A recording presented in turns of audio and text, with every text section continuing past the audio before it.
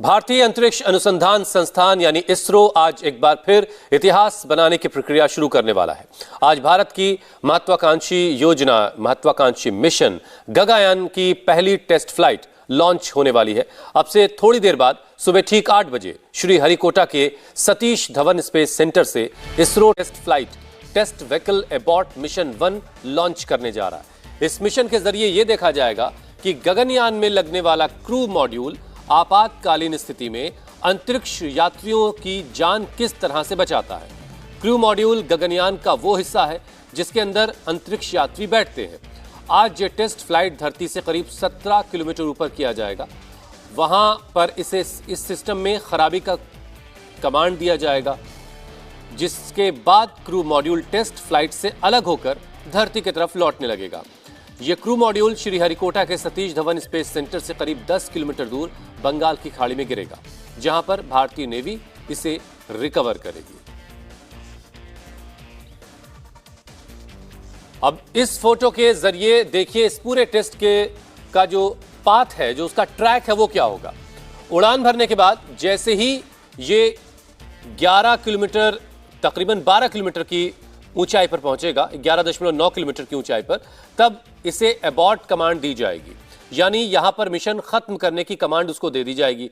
इसके बाद crew module automatic speed से करीब 6 किलोमीटर ऊपर तक जाएगा, लेकिन 16.9 किलोमीटर की ऊंचाई पर पहुंचने के बाद क्रू मॉड्यूल स्पेसक्राफ्ट से खुद को अलग कर लेगा और नीचे की तरफ आने लगेगा।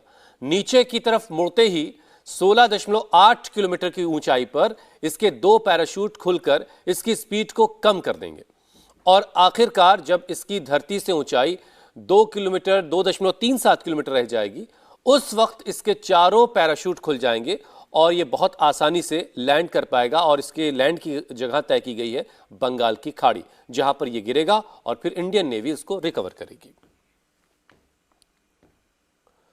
तो एक महत्वपूर्ण मिशन गगनयान, जिसके जरिए जो अंतरिक्ष यात्रियों को भेजा जाता है या भेजा जाएगा, उनकी सुरक्षा को, आज क्रू मॉड्यूल की सुरक्षा को वो कमांड कितना सही तरीके से ले रहा है, वो सारी चीजें आज चेक की जाएंगी और इसी वजह से आज का दिन बहुत ही अहम माना जा रहा है। इसरो एक बार फिर इतिहास रचने के लिए तैयार है। चंद्रयान 3 और आदित्य L1 की ऐतिहासिक कामयाबी के बाद एक और नई उपलब्धि हासिल करने के लिए आज एक बड़ा टेस्ट करने जा रहा है ISRO single stage liquid rocket की लॉन्चिंग के जरिए पहले क्रू मॉड्यूल टेस्टिंग के जरिए अंतरिक्ष यात्रियों की सुरक्षा को सुनिश्चित करने का यह परीक्षण करने जा रहा है। इसरो का पूरा फोकस अंतरिक्ष में हमारे एस्ट्रोनॉट्स को भेजने और उन्हें वापस सुरक्षित धरती पर लाने पर है। इस मिशन को लेकर इसरो आज ये बड़ा टेस्ट करने वाला है। इसे टेस्ट व्हीकल एबॉर्ट मिशन 1 का नाम दिया गया है। इस चुनौती भरे मिशन की तैयारियां काफी पहले से चल रही हैं। इसके लिए अलग अलग चरणों में पहले भी कई टेस्ट हो चुके हैं। उसी कड़ी में आज का यह टेस्ट भी काफी अहम माना जा रहा है। एक खास ऊंचाई पर पहुंचने के बाद जो क्रू मॉड्यूल है उसे अलग कर लिया जाएगा रॉकेट से और वो फिर धीरे धीरे जमीन की तरफ वापस लौट आएगा। ये वो क्रू मॉड्यूल होता है जिसमें अंतरिक्ष यात्री बैठते हैं। और आइए अब आपको बताते हैं कि गगनयान मिशन के आज की टेस्ट उड़ान के मायने क्या हैं और इस उड़ान के दौरान क्या क्या होगा। गगनयान मिशन TVD-1 की लॉन्चिंग श्रीहरिकोटा में मौजूद सतीश धवन अंतरिक्ष केंद्र से होगी। लॉन्चिंग के दौरान टेस्ट व्हीकल की मदद से क्रू मॉड्यूल को आउटर स्पेस तक भेजा जाएगा और इसके बाद इसे वापस जमीन पर लाया जाएगा। इसे बंगाल की खाड़ी में उतारा जाएगा और फिर उसकी रिकवरी भारतीय नौसेना की जो ट्रेन्ड टीम है वो करेगी। और इस पूरे प्रोसेस में यह तय किया जाएगा कि अगर कभी अंतरिक्ष यात्रियों को सुरक्षित वापस बुलाना है, उनको लाना है, तो सुरक्षित धरती पर उनकी लैंडिंग करवाई जा सके।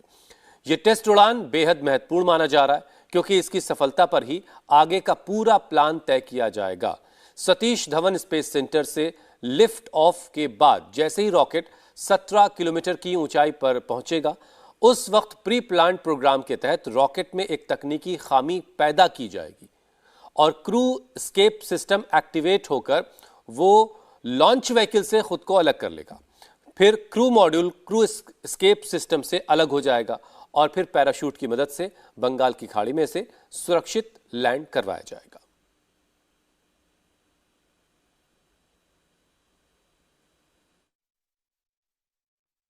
टेस्ट व्हीकल की फ्लाइट है, टेस्ट TVD-1, ये बहुत ही महत्वपूर्ण है क्योंकि इस दिशा में ये पहला एक गंभीर कदम है।